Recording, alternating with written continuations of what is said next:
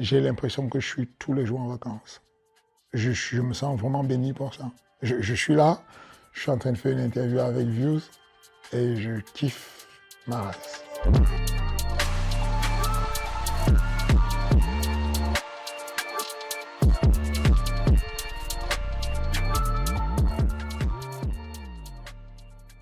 Pour commencer, Fernand, j'aimerais te parler de la partie formateur et dénicheur de talent de ta carrière. Tu es principalement connu pour avoir découvert deux champions de l'UFC. À quel moment tu as réalisé le potentiel que tu avais entre les mains avec ces athlètes? En général, c'est de l'ordre de quelques jours. Dans le cas de Francis Ngannou, c'était peut-être 2 ou 3 jours. En gros, dès la première séance d'entraînement, il savait boxer de manière homéopathique. Il faisait des erreurs et la vitesse à laquelle il corrigeait les erreurs, c'est l'un des facteurs de performance les plus prépondérants sur le sport de combat comme le MMA. Et donc, du coup, quand tu es capable de faire une erreur et de t'adapter en temps réel pendant le round sur lequel tu es, de ne pas faire la même erreur 2 fois, tu te dis que là, on a un potentiel parce que physiquement, il est là. Il a une vraie génétique, il a un gros ADN. Tu sais que ce sont des éléments très forts. Quand il y a la force, l'endurance, la coordination, la souplesse, il est bien. Tu sais juste qu'il y a des petits trucs à rajouter dessus. Et quand tu comprends qu'il a un fight IQ, là, tu te dis on a quelque chose. Et dans le cas de Cyril, c'est à peu près la même chose. Avec une version, pour moi, modifiée, modérée, on va dire, une espèce de cyborg 2.0. Parce que moins physique, un peu plus fluide, un peu plus félin, un peu plus smart dans les choix. Donc rapidement, tu te dis, quand on possède une telle puissance, quand on a un corps de ce genre et qu'on est capable de modifier les choix qu'on a fait même pendant l'action. Dans le cas de Cyril, Cyril est capable de balancer un gros coup de pied sur, la tête de son adversaire et se dire, bon, il n'a pas vu. Je pensais qu'il a vu et qu'il va bloquer. Là, il n'a pas vu. Il va modifier le coup de pied en temps réel avec toute la force cinétique qu'il a balancée, la vitesse et la puissance qu'il a mis dessus. Il va quand même réussir à dévier, à ralentir ou à bouger sa jambe. Et à partir de là, comment tu développes ces talents bruts? Est-ce que c'est une ligne directive que tu mets en place, qui est propre à tous les combattants, ou est-ce que c'est extrêmement au cas par cas? C'est complètement du cas par cas. De manière générale, on vous le dira, quelqu'un qui a touché un peu à la méthodologie ou de la didactique sur l'enseignement, c'est que c'est de la singularisation sur le haut niveau. Voilà, tout est dépendant de celui qui est devant moi. C'est de la pure individualisation. C'est sur tous les détails, sur l'aspect psychologique, sur comment tu vas communiquer avec la personne, qu'est-ce que tu vas dire, qu'est-ce que tu peux pas dire. Ils sont tous complètement différents des uns des autres. Francis a besoin de beaucoup travailler. C'est un laborieux, c'est un acharné. C'est pas un génie c'est pas un surdoué, c'est un acharné. Donc du coup, il est là à l'heure, il demande, il appelle, allô, tu peux me prendre demain, tu peux me prendre en leçon après-demain. Cyril Gann, c'est différent. Francis, lui, il a besoin de ça. Il te donne des rendez-vous. Freeboy, est-ce que tu es libre? Tu penses qu'on peut rajouter une séance demain? C'était pas prévu, je sais, mais si tu es libre et tout, j'ai un peu envie de m'entraîner. Cyril, non. Lui, il a un mode complètement de confiance. Il a donné les clés de sa vie à un être humain qui est responsable de la performance sportive. Il fait confiance, il avance. Et donc, du coup, tu lui dis rien, il est tranquille. S'il a besoin d'aller faire un footing, il va faire le footing tout seul. Il se débrouille tout seul, il est autonome. Mais en tout cas, il ne te sursollicite pas. Et quand tu l'appelles, par contre, il est organisé, il vient à l'heure, alors que c'est un flemmard, Cyril. Enfin, Francine Ngannou va être super organisé, très travailleur. Cyril, c'est un flemmard. Il kiffe la vie. C'est que lui, il est posé tranquillement. Voilà, quoi. Mais parce qu'il a des facilités. Parce que ce que l'un va apprendre pendant 3 mois, lui, il le capte en 3 minutes. Tu lui montres ça en machin, il a compris le truc, il se sent correctement dans l'espace et dans le temps. Tu l'amènes, tu le fais, soit en parachute pour la première fois, il se retrouve. Il sait où il est à tout moment. Donc voilà. Mais en tout cas, singularisation, individualisation, c'est la clé. On parle de développement et au final, tu parles énormément de connexion humaine, d'aspect humain, au-delà même de l'aspect technique. Pour toi, c'est essentiel de créer cette alchimie et cette connexion humaine? Absolument. J'ai absolument besoin de connecter avec mes élèves, avec mes collaborateurs, de toutes les façons. Si je n'ai pas d'amour avec ceux avec lesquels je travaille, ça ne fonctionne pas. C'est rédhibitoire. Je n'arrive pas. Ça ne va pas matcher. Je vais le sentir rapidement, je vais me détacher, c'est pas possible. J'ai besoin de... je suis amoureux de l'amour dans le sens du travail. J'aime l'idée de voir quelqu'un et d'avoir un coup de foot professionnel. Tu dis ça, bingo, il y a une connexion. L'élève trouve son maître, le maître trouve son élève. Et c'est complètement ça. Avant toute chose, la performance, c'est très bien, c'est solide, c'est bien, mais dans la durée. Tu es appelé à voyager avec la personne pendant des années. Vous voyagez dans les mêmes hôtels, vous prenez le même avion, vous êtes assis côte à côte.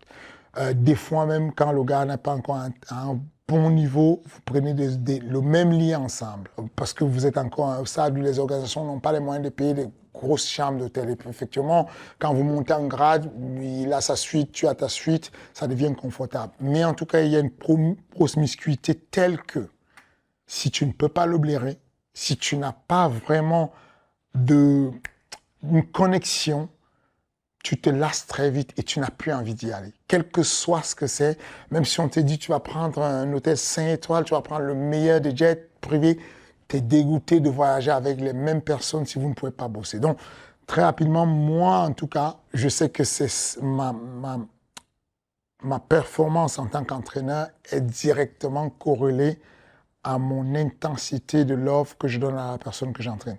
Aussi simple que ça. D'être autant ensemble, d'être aussi proche, la moindre petite friction peut être presque invivable du coup avec une telle proximité. C'est ça. C'est le revers de la médaille dans ce genre de relation, c'est que pour pouvoir être un médecin qui fait une opération, on vous demande de ne pas être investi émotionnellement. Donc si vous êtes un chirurgien, il est conseillé de laisser votre fils ou votre fille se faire opérer par un collègue. Mais là, c'est compliqué parce qu'on est dans un boulot où on doit on est face à des contraintes décisionnelles avec d'autres contraintes temporelles énormes. Il faut que je sois quasiment nul d'émotion pour que je puisse avoir cette lecture froide et de me dire, il vient d'avoir le nez cassé. Il va peut-être perdre le combat. S'il perd le combat, il perd une partie de son salaire. Ça a des enjeux, ce sont des conséquences directes, immédiates, palpables. Il y a des journalistes qui vont te poser la question, comment t'appelles? Tu auras des comptes à rendre. Donc, tu es complètement dans l'émotion, mais tu dois te détacher de tout ça, garder ton sang-froid, enlever toute l'appréhension et l'empathie que tu as pour pouvoir dire, attention, il va te faire tomber. C'est sûr que tu vas tomber, mais quand tu vas tomber, voilà ce que je te demande. Ta main gauche, pose-la derrière toi. Recule, pose ton dos sur la cage. Il faut que ce soit extrêmement précis parce qu'il est dans ce qu'on appelle le chaos cardiaque. C'est un peu n'importe quoi dans son cœur. Le cœur s'emballe, tu t'affoles, donc ce qu'on appelle le système nerveux neurovégétatif est en folie. Et tu ne contrôles rien, tes hormones sont perturbées. Tu ne sais même pas où tu es des fois. Mais tu as juste besoin d'une voix qui t'indique quoi faire. Et la voix elle doit être précise, comme si on parlait à un animal ou un enfant, ce qu'on appelle la mémoire surinclusive. Ça veut dire que je ne peux que suivre une seule instruction. Couché, debout, assis. C'est ce qu'on fait en coaching.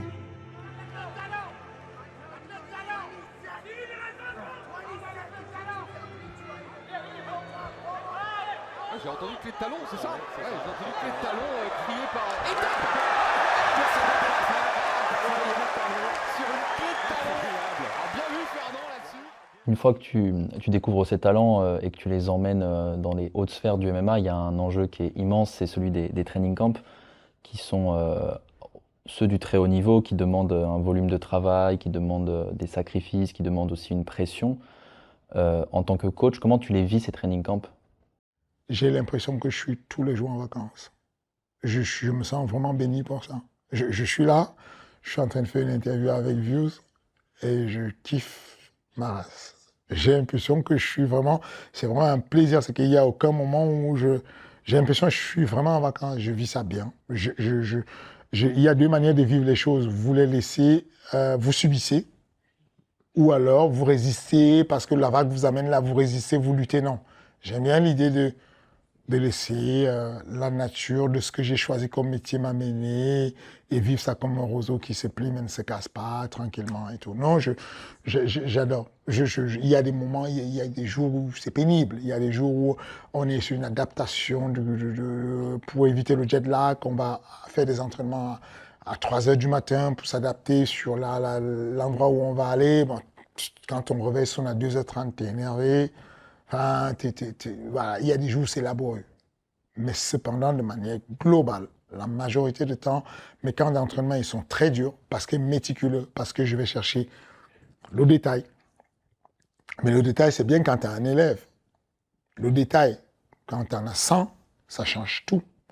En gros, tu veux faire une chaussure cousue main, mais en mode industriel où tu sors 1 million de pièces. C'est quasiment infaisable. Quelle place ça prend dans ton travail au sein du training camp d'établir une stratégie, d'essayer d'avoir un peu un rôle de cerveau, d'entraîneur comme au football par exemple, de presque un rôle tactique? Est-ce que c'est presque la partie la plus importante pour toi dans cette période de training camp? Non, c'est une partie importante, pas la plus importante. C'est une partie importante, elle est omniprésente, mais pas omnipuissante. C'est pas si important que ça, mais c'est tout le temps présent. Sur chaque entraînement, je vais rappeler à celui qui est en face du combattant d'aller chercher à imiter l'adversaire, d'avoir l'attitude de l'adversaire, d'avoir le style de l'adversaire, même l'état d'esprit de l'adversaire. Il y a des adversaires qui sont gentils, il y a certains qui sont de mauvaise foi, agressifs, qui mettent les parties dans les coups dans les parties, qui te mettent mal à l'aise. Et on essaie de faire du profiling, de ramener tout ça dans le contexte pour que le combattant, le jour du combat, ait l'impression de déjà vu, mais qu'il ait l'impression qu'il a déjà combattu contre ses adversaires 100 fois. Quand on est autant dans la stratégie, comme tu l'es, comment on fait face aussi à la partie très irrationnelle du sport et très imprévisible? On la garde toujours en tête. Et je fais comme tout le monde. Je me mets à croiser les doigts. C'est tout. Puisque il y a un côté de casualité, de chance. Nous, on n'aime pas dire chance. Les sportifs n'aiment pas parler de chance. Mais il y a un côté où ça existe un peu la chance. Enfin, vous prenez un mec qui va mettre un coup de poing là-dessus. Il met un coup de poing là une fois. Boum, ça tombe, KO. Il remet le même coup de poing. Si ça se déplace d'1 millimètre, il n'y a pas KO. Tu ne peux pas me dire que ce mec est tellement bon qu'il a tout calculé au point où il a même mesuré cet impact. Même les mecs qui frappent le plus fort au monde. Francis Ngannou est probablement l'un des hommes les plus puissants sur la planète Terre. Sur 7 milliards de personnes, il est probablement l'être humain en boxe, en frappe, le plus puissant. On a vu son combat contre Stipe Miocic, le premier. Il lui a mis, je crois, 27 coups de poing. Les deux hommes se replacent. Francis Ngannou, à chaque fois que les coups atterrissent, ça sonne fort, Antoine. Ah ouais. Ça touche fort, le bel et percute.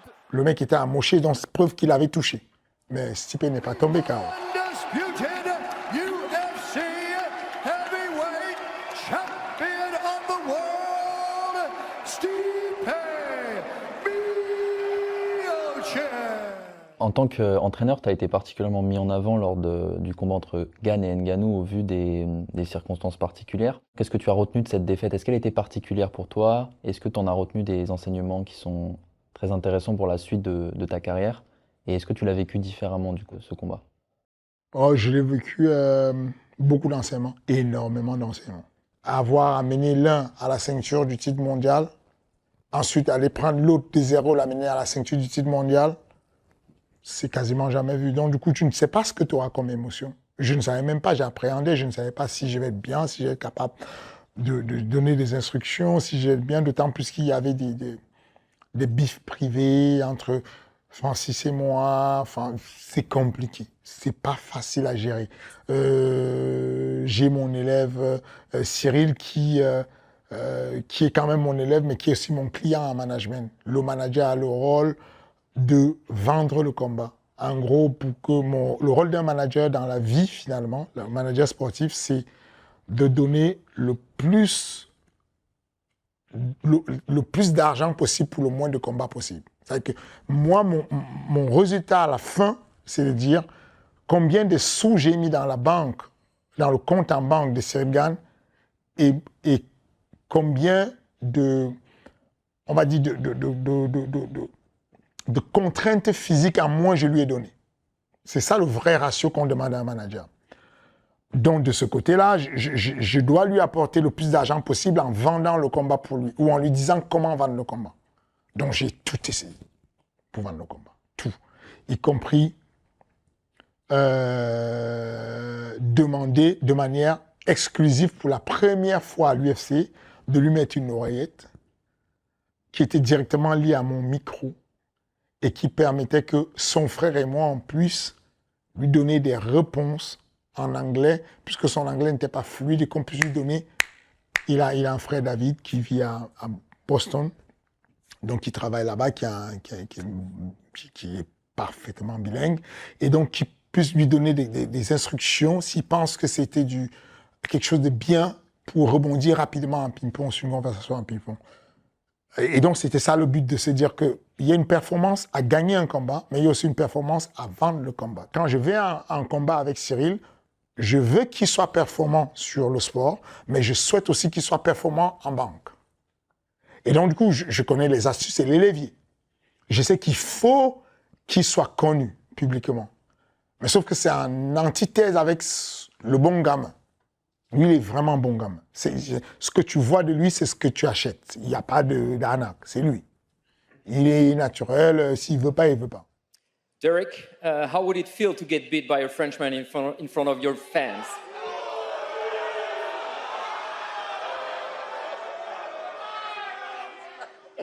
You're going to have to excuse my French, but fuck you and fuck him. Et le frère de Cyril dit au micro, and fuck you too. Moi, je dis, and fuck you too. Il est assis sur l'estrade, il fait... Et on descend, on dit, mais frère, tu fais quoi? Je dis, mais les gars, je vais pas... Non, je peux pas dire fuck you. C'est lui. C'est sa nature, c'est la réalité. Mais voilà, on a ce truc-là où j'ai le vis différemment parce que j'ai la casquette d'entraîneur, la casquette de manager, la casquette d'ancien entraîneur de l'adversaire. Du coup, c'est vécu complètement différent. Et effectivement, j'apprends beaucoup de choses. J'apprends la première défaite qui est douloureuse pour moi. C'est la défaite sur le Media Day, sur la presse-conférence, qui est compliquée parce que Francis a beaucoup appris, il a beaucoup évolué, il est solide, il sait comment manipuler les médias, comment parler, comment poser, c'est qu'il fait de la rhétorique très intelligente. Le journaliste français lui dit un truc qu'il a dit, il dit « trouve-moi où j'ai dit ça ». Alors c'est une différence de phrase, de quelque chose, mais il va insister sur l'étymologie et le mot qu'il n'a pas dit. Et ça, c'est très fort. He said that Miocic was his biggest fight, his toughest fight, and with you it would be pretty easy. How do you feel about that? Excuse me, sir. Where do you read that when I say Cyril is a pretty easy fight?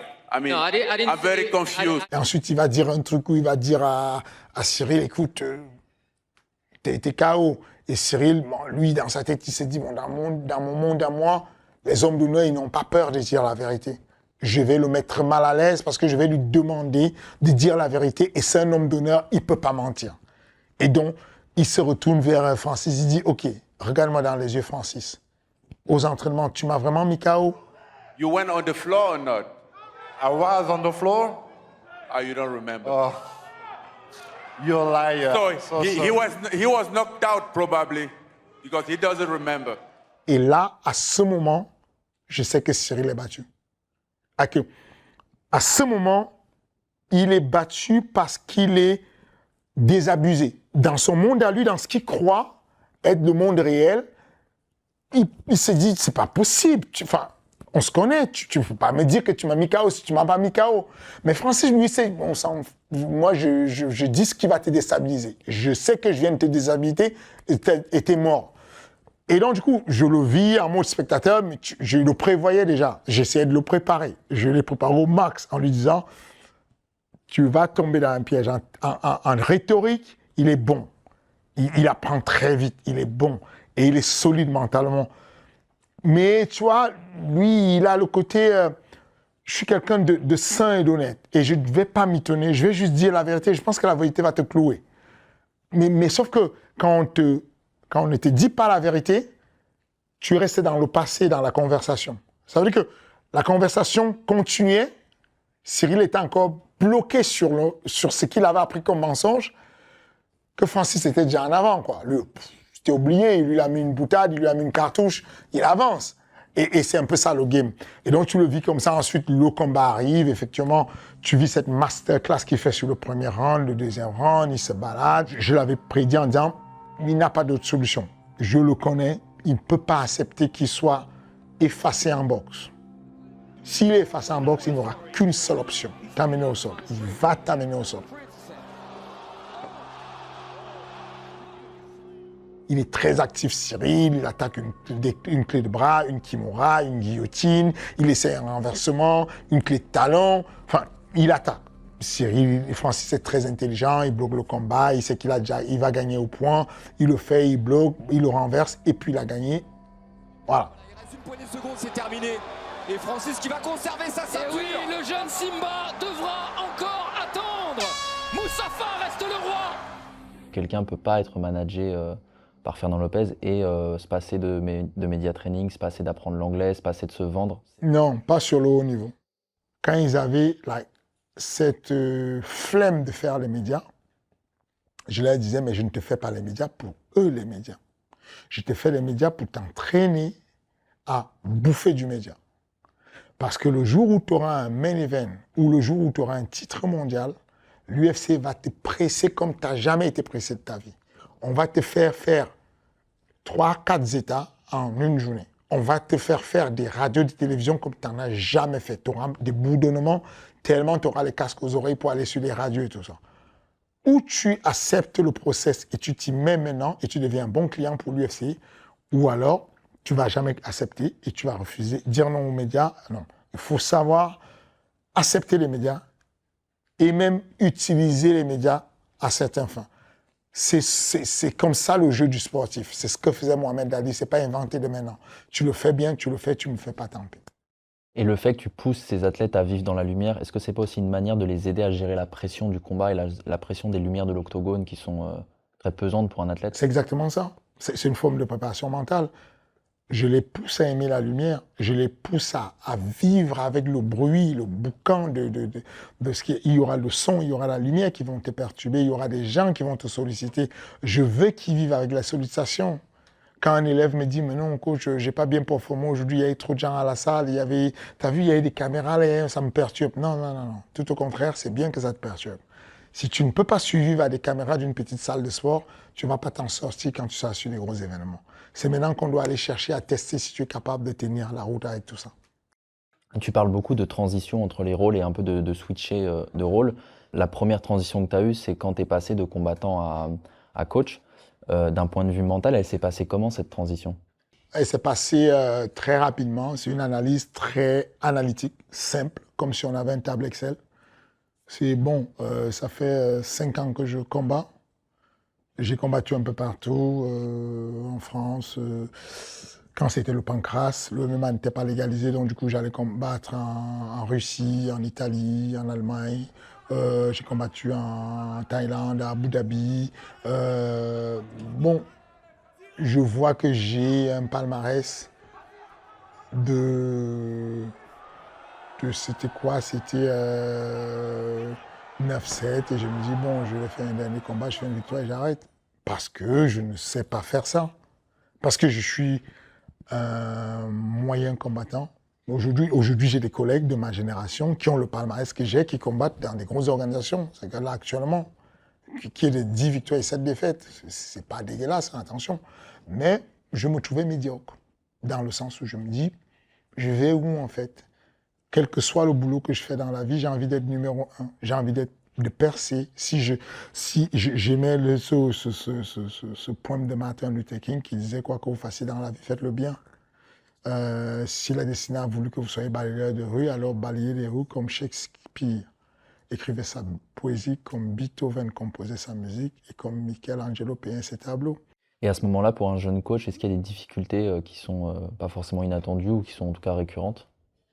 Les véritables difficultés, c'est que l'émotion, parce que quand on coach, comme je disais encore au début, on est en panique. Et la deuxième des choses, c'est le jeune coach pense que il sait beaucoup de choses. Et la seule certitude qu'on a, c'est qu'il n'y a pas de certitude avec le temps. La première fois, je fais un gros voyage avec une délégation. J'ai pris 5 défaites, je me suis fait dépouiller. On a tellement perdu que j'ai eu la sympathie. J'ai eu la sympathie du public par le fait comment encaisser les défaites, quoi. Et en fait, tu apprends. Tu rentres la fois d'après, je deviens extrêmement méticuleux. Je suis devenu complètement à l'extrême, ça m'a forgé. À partir de ces expériences-là de ta vie de coach, la suite pour toi, ça a été d'ouvrir le MMA Factory. Est-ce que à la base, ça représentait un vrai risque pour toi, même d'un point de vue financier ou d'un point de vue d'investissement de temps? Le CrossFight, anciennement, c'était CrossFight à la base, qui est devenu MMA Factory par un coup de pression de CrossFit, la société CrossFit. En gros, on s'appelait CrossFight. Et très rapidement, sur les premières années, on explose, ça se passe très bien, on a des très bons résultats. Reebok décide de nous sponsoriser. On est la deuxième salle au monde à être sponsorisée Reebok. Il y a Eke de Khabib aux États-Unis. Ensuite, il y a SBG de Conor McGregor qui va être sponsorisé beaucoup plus tard que nous, après nous. Mais nous, on est deuxième à être sollicité par Reebok pour être sponsorisé. On est archi content, on valide. Et Reebok ne sait pas qu'on est déjà en procès avec CrossFit. CrossFit dit que notre nom, CrossFight, se rapproche trop de leur nom et qu'ils aimeraient utiliser un jour le mot CrossFight pour étendre CrossFit. Mais comme j'ai déposé le nom avant et qu'on a l'antériorité sur le nom, on gagne le premier procès. Et donc, du coup, ils vont continuer la pression. Quand ils se rendent compte que Reebok va devenir partenaire avec nous, ils demandent à Reebok de nous mettre un coup de pression. S'ils ne changent pas de nom, vous ne dealez pas avec eux. Donc on cède et on change le nom, on devient MMA Factory. Et donc, à l'époque, quand on ouvre la salle, je vous ai dit, ça allait très vite. Donc Vincent Trébarol et moi, on se met d'accord, on appelle 3 autres amis, on était 5 à ouvrir le CrossFight à l'époque. Parce que c'est une salle privée qui coûtait cher, un loyer de 6 500 € par mois. C'est très compliqué. Il y a un positionnement les salles de sport en banlieue, quand tu as un abonnement complet avec musculation, sauna, hammam et tout, tu payes 140 € pour l'année. Parce que la mairie finance tout. Mais nous, on a une salle dans le 12e arrondissement. Tu sors du métro, tu es devant la salle. Le loyer coûte 6 500, va l'amortir. C'était extrêmement chaud et tendu. Donc, du coup, on est confronté à des complications parce que déjà, le modèle business, moi, je veux placer le modèle business américain puisque j'ai vécu aux États-Unis et je veux le forcer, je veux le placer. Sauf qu'il ne s'adapte pas, en fait, il ne s'emboîte pas avec des institutions françaises. La TVA nous bute, c'est une tannée, c'est très compliqué. C'est après qu'on va remodifier les choses et croiser un modèle hybride entre l'associatif et la société. Mais en tout cas, au début, c'est archi compliqué, au point où on va avoir une guerre intestinale, où on va se prendre la tête, où mes collègues, mes associés veulent arrêter la salle, et moi, je ne veux pas arrêter la salle. Parce que moi, j'ai mis tapis, en fait. Sur les réseaux, il y a des jeunes, des personnes à qui on fait de la concurrence sur les salles de sport, qui vont déclencher un hashtag qui nous appelle CrossFreak. Histoire de faire du bashing sur le CrossFight. En disant c'est trop cher, c'est n'importe quoi. Quand tu vas t'entraîner là-bas, ils te dépouillent, c'est un truc de fou. Et il y a des collègues qui trouvent, certains associés me disent non, il faut qu'on baisse les tarifs, c'est trop cher. C'est vrai, les gens ils nous disent, mais le modèle il ne marche pas. Si c'est cher, on est mort. Ça ne fonctionne pas. On fait des calculs, on fait le tableau, on ne s'en sortira jamais. Et je vais prendre plutôt je vais aller à contre-courant. Et donc, mon axe de communication, c'est d'annoncer aux gens, on assume la position. Il y a Renault, il y a Mercedes. Tu veux conduire Renault, bien fait pour toi. Il n'y a pas de problème, c'est archi moins cher. Ensuite, il y a Daimler Mercedes. Nous, on est Daimler Mercedes. On a de la pédagogie, on a de la connaissance, et on va vous donner ce qu'il y a de meilleur Et à partir de là, la pente change. Il y a des personnes, même qui sont influencées parce qu'on veut faire comme bashing sur nous, qui se disent, qui m'appellent, qui m'écrivent en DM et me disent, bon, moi j'ai mon fils, je pense qu'il peut être un futur champion. Je sais que chez vous, il y a de la vraie pédagogie, je vais l'amener. Donc, ça commence à se faire comme ça, du bouche à oreille. Les gens savent que là, il y a de l'authenticité, il y a du vrai travail, il y a de la recherche, il y a de la pédagogie, et on va aller là-bas. Au bout d'un moment, on n'a plus de place dans la salle. Dès la deuxième saison, on est débordé. On est vraiment quoi, c'est la queue, on est vraiment débordé, on est obligé de stopper les classes et tout. On est obligé de faire des classes le matin, l'après-midi, le machin, on multiplie les sections. Voilà comment on a pu survivre. Et est-ce que le fait d'investir dans un sport qui a été marginalisé, dont la compétition était illégale, ça rendait ce pari encore plus compliqué? Certainement, c'était un point, un point sur lequel on aurait dû freiner. Mais ça, c'est ce que j'aime en moi sur mon côté entrepreneur. Quand vous voulez réussir en entreprise, il faut que vous vous entouriez de quelqu'un qui aime la sécurité et d'un fou. Moi, dans mon binôme avec Benjamin Safati, je suis le fou. Je prends des risques inconsidérés si je pense que je peux être révolutionnaire. Et je suis toujours dans l'idée de me dire que tout ce qui est révolutionnaire est souvent, dans un premier temps, considéré comme étant une folie, interdit, moqué, et puis ça devient évident à un moment donné. Et donc, ça ne veut pas dire que tout ce qui est aberrant est forcément révolutionnaire, mais juste de dire que moi, je suis celui qui aime prendre des risques, de me dire que, OK, ce sport est interdit, il se trouve que je l'aime déjà, c'est la première des choses, c'est celui que j'ai envie de faire, puisque je l'aime, il est là, c'est mon sport. Et ensuite, je savais très rapidement que l'histoire de le MMA interdit n'était pas vraie. Ça n'a jamais existé. Le MMA n'avait jamais été interdit jusqu'à ce que je fasse un événement sur le cycle d'hiver en 2015, en septembre 2015. Le MMA français n'était pas interdit. Il y avait un vide juridique. On pensait que c'était interdit.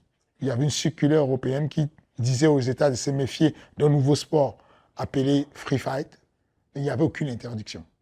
Donc je vais voir mes collègues, mes amis, et je leur dis, moi je pense qu'il y a un coup à jouer. Je pense que ce qui est ce qu'on appelle une faiblesse dans le modèle business peut devenir une très grosse force parce qu'il y a un vide juridique et un vide total sur ce qu'on fait. Et donc, mon envie, c'est directement, je me dis, on va faire un acte politique. On va certainement perdre des sous, mais on monte un événement. Donc, on a monté un événement pour le cycle d'hiver. Effectivement, c'est pas jeter dans la gueule de loup comme des fous.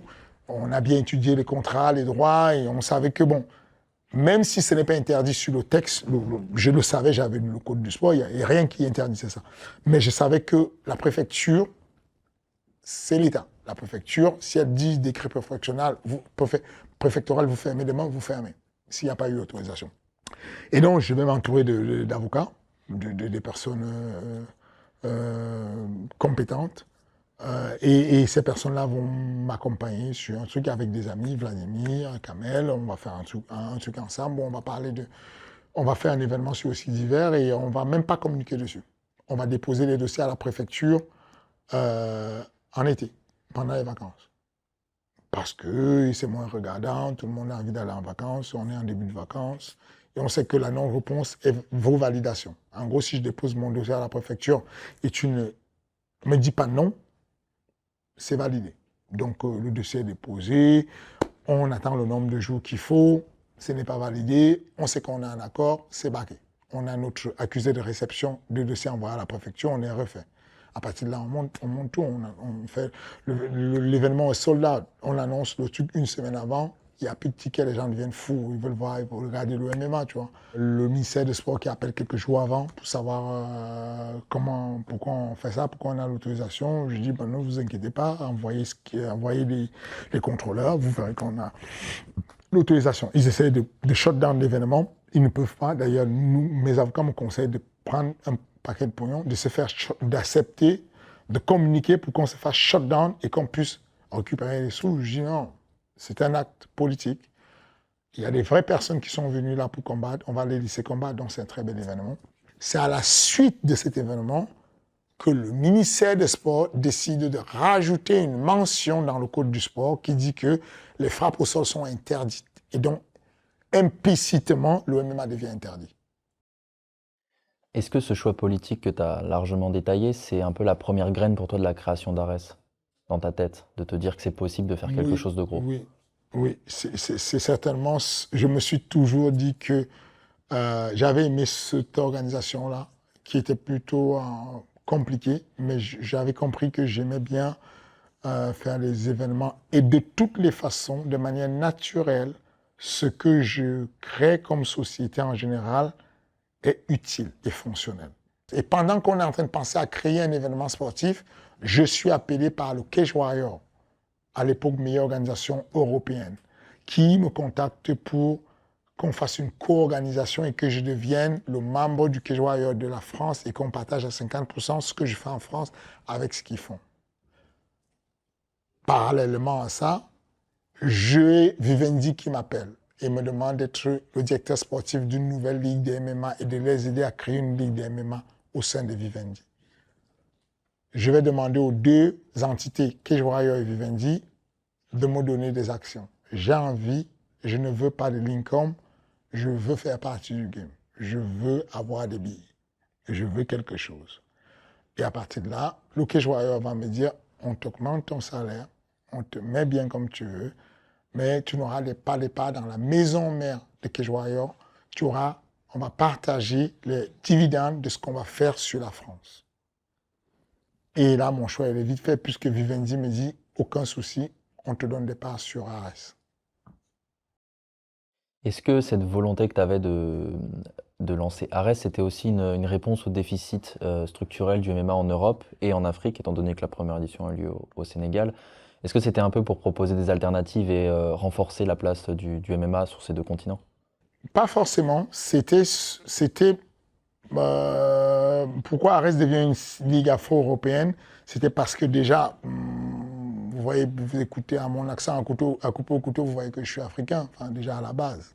Et donc, du coup, tu te dis, je viens de l'Afrique, c'est peut-être l'occasion pour moi de remettre à l'Afrique ce que l'Afrique m'a donné en mettant en avant certains athlètes de l'Afrique pour qu'ils puissent combattre à un haut niveau. Et au-delà de ça, en Europe, il y a des choses, mais il y a plein de choses en Europe. Mais je n'ai aucun doute sur moi, j'aime la concurrence. Et je suis convaincu que je vais y arriver, que je vais pousser et que je vais y arriver. J'ai fait beaucoup d'organisations à travers le monde. J'ai fait une tonne d'organisations et tu commences à comprendre un peu comment ça fonctionne. Tu as le benchmark qui est l'UFC, tu as des organisations satellitaires à côté comme le PFL, le Bellator, et tu sais qu'il y a moyen de les battre. Tu vois qu'ils sont très très bons, mais tu sais qu'il y a une faille pour les battre. Et donc, du coup, quand Vivendi arrive avec le projet, c'est facile. L'UFC, ça vaut 8 milliards, l'UFC. Mais Vivendi, ça vaut 36 milliards. C'est que si Vivendi disait qu'on va phagocyter l'UFC et qu'on les achète, il pourrait les acheter s'il devenait amoureux de l'UFC complètement. Donc, si tu veux, rapidement, tu dis, s'il y a les moyens, on peut battre n'importe qui si on a des cerveaux, si on a des idées, si on sait faire des choses. Voilà un peu comment ça part à la base. Ensuite, il y a cette volonté qu'on a aujourd'hui de développer le MMA français au max et de développer le MMA africain parce que toutes les organisations se dirigent vers l'Afrique. Moi, je suis un manager. Le Rising me demande des athlètes africains. Le PFL me demande des athlètes africains. Parce que pour eux, ça fait exotique. Le M1 me demande des athlètes africains. Parce que, comme à un moment donné, on demandait des athlètes brésiliens. Aujourd'hui, il y a Adesanya et Ousmane qui viennent de perdre la ceinture, mais il y avait 3 champions africains. Alors qu'il n'y a pas d'infrastructure du tout en Afrique. Donc, du coup, l'UFC, vous avez suivi Dana White, l'homme le plus puissant du monde du MMA, qui dit que sa prochaine cible, c'est certainement Abuja, c'est au Nigeria, il va organiser un événement. Voilà, donc naturellement, on a choisi ça. Ensuite, les choix d'Ares sur l'Europe, c'était quoi? C'était le fuseau horaire. La zone, elle est complètement libre. Ce qui fait le modèle business en MMA, c'est les droits de télévision. Les droits de télévision, les plus gros droits de télévision, sont sur des créneaux horaires qui ne sont pas les nôtres. Le prime time aux États-Unis, pour ESPN qui a mis 1,5 milliard sur les droits de télévision avec l'UFC, est quand il est 4 h du matin ici. À 4 h du matin ici, nous, on n'a pas d'événement. On n'a pas d'événement de MMA digne de ce nom à notre prime time à nous. On a 4 h du matin des États-Unis. Donc, je sais que sur le fuseau horaire Europe-Afrique, c'est le vide sidéral. Donc, on sait que sur ces créneaux-là, on peut offrir de la récurrence. Ce n'est pas un hasard si une vieille boîte avec une telle expérience comme Canal+, décide de signer Arès sur 5 ans. C'est pas un hasard. Toi, tu cumules la casquette donc, de coach, de manager, de promoteur. Est-ce que tu as peur parfois du conflit d'intérêts? Non. Parce que en réalité, tout dépend de ce que les textes de loi te disent et prévoient dans ce qu'on fait. Je pourrais en citer... Il n'y a pas une seule organisation en France, une seule, qui n'est pas un représentant avec 4 casquettes. Mais en réalité, le modèle business européen fait que, même aux États-Unis d'ailleurs, le modèle business aux États-Unis de certains États autorise le fait d'être manager, entraîneur ou promoteur. Certains États aux États-Unis interdisent d'être manager et entraîneur ou d'être manager et promoteur. Tout dépend du cadre institutionnel dans lequel vous vivez. Donc, c'est très complexe, c'est l'histoire C'est un joker que les gens sortent quand ils veulent taper sur la tête de quelqu'un et que tu es gênant et que ça commence à gêner. Mais du coup, je me sentirais mal à partir du moment où je serais le seul à me dire « Ah, j'ai plusieurs casquettes. » Non, toutes ces personnes-là que vous n'avez pas en interview aujourd'hui ont plusieurs casquettes, mais ne vous intéressent pas parce qu'elles ne sont pas encore pour vous relevantes pour les médias. Quand elles deviennent relevantes, là, on va taper dessus.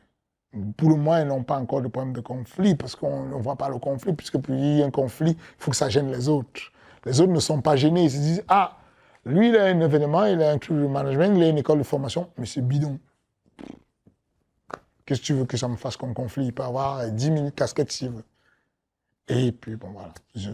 Non, je ne culpabilise pas du tout dessus. Je vais culpabiliser sur ce qui est dit par le cadre institutionnel, pas ce qui est dû par un être humain qui ne se sent pas bien. J'ai l'impression que c'est encore beaucoup une spécificité du MMA dans le sens où, par exemple, on ne voit pas trop ça, par exemple en NBA ou quoi.